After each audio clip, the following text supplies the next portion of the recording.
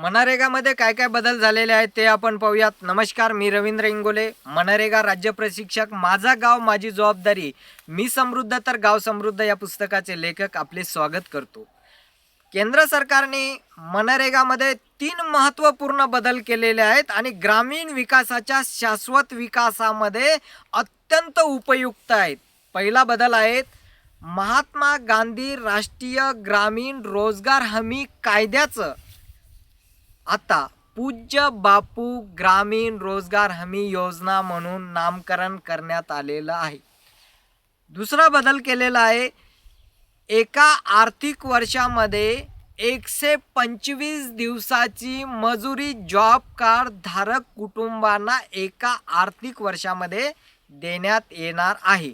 तिसरा महत्त्वपूर्ण बदल झालेला आहे, मजुरीचे दर वाढवण्यात आलेले आहेत.